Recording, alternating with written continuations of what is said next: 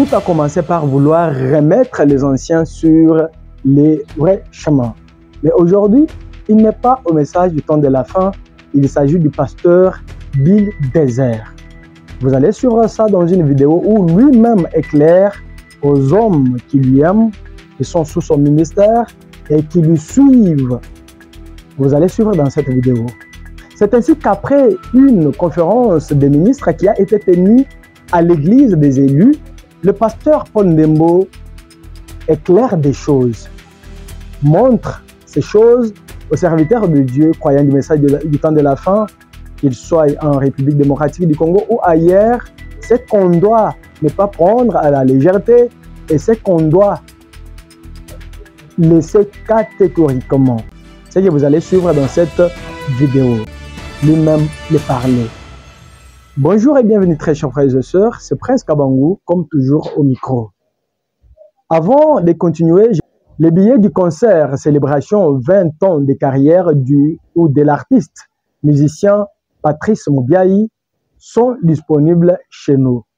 Et pour les avoir, vous allez contacter plus 243 811 281 960. Et si vous voulez n'importe quel billet, parce qu'il y a les prix, il y a le billet de 10 000 francs comme standard, il y a les billets de 50 $, il y a aussi les billets de 100 $. Vous pouvez vous faire livrer ces billets selon les billets que vous voulez donc avoir en nous contactant dans les numéros qui s'affichent sur vos écrans. Et pour aller, nous sommes en Bujumaï, en République démocratique du Congo, précisément au Kasaï oriental, chez le révérend pasteur André Bibidi Lamwana Manyanga, lui, comme ange de son église locale, a parlé. Une sœur, avec les mèches à la tête, n'a aucune place au sanctuaire ou au sein du tabernacle de Bujumaï. Alors, suivez. Vous remarquez que les diacres sont en train de renvoyer ceux qui portent des cheveux de mèches.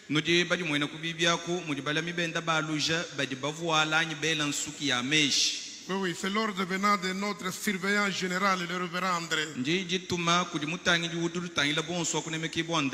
Dieu lui a confié ses grands troupeaux et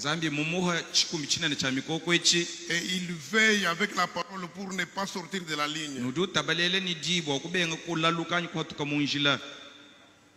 Mes frères, mes sœurs, l'ange du Seigneur aime de l'ordre. Et peut-être vous ne le saviez pas. Je vous informe que l'ange de l'Éternel ne blague pas. Mes précieuses sœurs, mettez-vous en ordre. Vous êtes des saintes filles de Sion. Vous avez de la valeur parce que vous avez reconnu la lumière du soir. Ne cherchez pas à vous faire ridiculiser dehors. Mettez-vous en ordre vous-même. Notre berger, comme je l'ai toujours dit, c'est un enseignant équilibré. Si vous n'avez pas une longue chevelure, les prophètes autorisent à ce que vous puissiez ajouter quelque chose. Mais ne pas... Le pasteur Bill Desert, vouloir remettre les anciens sur les rails, sur les vrais chemins, aujourd'hui, il a pris une décision. Après son passage chez le pasteur Claude Kabundu Alessa, pasteur pentecôtiste, beaucoup de serviteurs de Dieu ont apporté les quelques commentaires là-dessus. Mais avant de suivre sa décision lui-même et ce qu'il a, ou bien le message qu'il a adressé à ceux qui l'aiment, ceux qui les suivent, ceux qui sont sous son ministère, nous vous laissons d'abord suivre les quelques commentaires des serviteurs de Dieu ici dans cette vidéo. Et ce matin, je suis dans l'église de mon père. C'est officiel. Pasteur Bill Desert a choisi le pasteur pentecôtiste Kabundu Alessa comme son père spirituel. Après tout ce que j'ai eu à faire dans le monde, partout je suis passé, par la grâce de Dieu, j'ai retrouvé un père qui a des qualités que j'ai toujours rêvé. Une déclaration qui a suscité plusieurs réactions sur Internet. Les uns encouragent le frère Bildezer, tandis que les autres condamnent cet acte. Plusieurs hommes de Dieu ont réagi à chaud face à cette décision. Mais chose grave, c'est que vous trouvez les croyants du message qui tremblent devant un pentecôtiste. Regardez notre ami Bildezer. Comment il est tombé plus bas. Bildezer est tombé plus bas pour aller choisir Kabundouales. Il dit c'est lui mon père spirituel. Ça c'est la confusion ça. Ce sont les pentecôtistes. Quand ils nous voient, ils doivent trembler. Aujourd'hui on a des prédicateurs sanguis. Un peu de Branham, un peu de Balaam, un peu de Branham, un peu de Balaam. Tout ça c'est quoi? La recherche de la puissance. Dans le message, il y a la puissance. Nous avons demandé au pasteur Mardoché Chingoma de la RDC si un prédicateur du message peut avoir pour père spirituel un pentecôtiste. Disons non avec la dernière énergie, parce que cela est incompréhensible. Je vous donne un exemple de ce que Frère Branham nous donne, l'histoire de la mère règle. Nous y étions tous dans des dénominations, dans des organisations. Mais quand nous avons entendu le cri de la mère règle, nous sommes sortis de là. Mais si quelqu'un sort de là en tant que croyant, prenons le nouveau seulement du croyant. Il ne peut pas encore revenir là-bas, rentrer dans les bourbiers là où le Seigneur est allé le prendre. Pourquoi Frère Branham fréquentait les pentecôtistes qu'il appelait souvent ses amis? Mais quand les sceaux furent ouverts en 63, Branham a changé le langage. Maintenant, c'est le prophète qui parle. Parce qu'autrefois, il faisait l'évangélisation. Dieu lui avait dit, fais l'œuvre d'un évangéliste. Mais quand le temps était venu de proclamer la pure parole, il a dit aux gens, sortez du milieu d'eux, sortez de là. À la question de savoir quel avenir pour pasteur Bildezer et son église, au regard de cette position, pasteur Mardoché répond. Il peut aller là-bas, avoir beaucoup d'argent, construire des grands temples, avoir l'honneur, la popularité, mais Dieu l'a déjà abandonné. Vous voyez même le cas de Balaam dans la Bible là. Il pouvait prospérer, mais Dieu n'était plus avec lui. C'est le même cas. Le futur de cet homme-là peut être flou. S'il est fils de Dieu, Dieu fera des manières qu'il le ramène. Avant d'éclore son intervention, pasteur Mardoché Chingoma lance un message aux jeunes prédicateurs du message du temps de la fin. Autour des jeunes, il y a cette atmosphère-là. Ils utilisent l'intellect. Ces jeunes, ils s'embrouillent souvent et veulent combattre les anciens qui les ont dévancés dans l'œuvre de Dieu. Et pourtant, si vous allez dans l'Ancien Testament, vous allez trouver le jeune Samuel là. Il était avec le vieux prophète. Et Dieu l'a appelé, mais lui n'arrivait pas à discerner que Dieu l'a appelé. Il a fallu que le vieux prophète là lui montre le chemin. Alors nous conseillons aux jeunes. Ils sont bouillants, c'est vrai, mais ils utilisent souvent la tête parce qu'ils ont étudié, ils savent lire, avoir des citations et tout ça. Mais l'intérieur, là, le dedans n'est pas encore sauvé. C'est ainsi que lui-même s'adresse à ceux qui l'aiment, ceux qui les suivent, pour dire ainsi. Alors, je ne voudrais pas, vous qui êtes de la fraternité, vous qui êtes de partout qui me suivez, je ne voudrais pas que Satan vous séduise par des divertissements ou la distraction. Soyez concentrés sur le travail. Restons focus sur le travail. La prière et le travail. Gagner les âmes, notre priorité. La prière, notre priorité. Et surtout, la méditation de la parole de Dieu. Et avoir toujours la bonne pensée ou de l'amour pour ceux-mêmes qui nous attaquent et qui nous font du mal. J'aimerais ici vous rassurer que notre démarche est correcte. Celle désormais de prêcher que la Bible et prêcher Jésus-Christ seul. Car les prophètes, les apôtres, les évangélistes, les docteurs, tous les Éphésiens 4 nous ont parlé de Jésus. Et donc nous sommes focalisés sur la personne du Seigneur Jésus-Christ. Et chaque fois que le Seigneur vous appelle pour une autre dispensation, ça a toujours suscité tout ce que ça peut susciter. Mais nous ne regardons pas tout cela.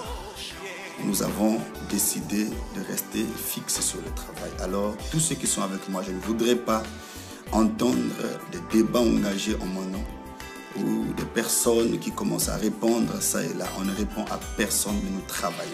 Les jeûnes et prières, notre cheval de bataille, la consécration, la méditation, l'évangélisation. C'est là où nous sommes.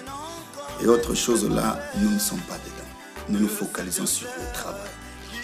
Alors j'appelle tous mes enfants, surtout au calme, surtout à travailler comme je suis en train de travailler Dieu. C'est pour clôturer et dire qu'il est maintenant qui est croyant, je ne sais pas de quoi, et maintenant il ne fait que lire la Bible. Ce qui explique que quand il lit que la Bible, du coup, le prophète William Marion Branham est mis à côté. C'est que les quelques serviteurs de Dieu ont commenté, ont critiqué comme étant manque d'Esprit Saint.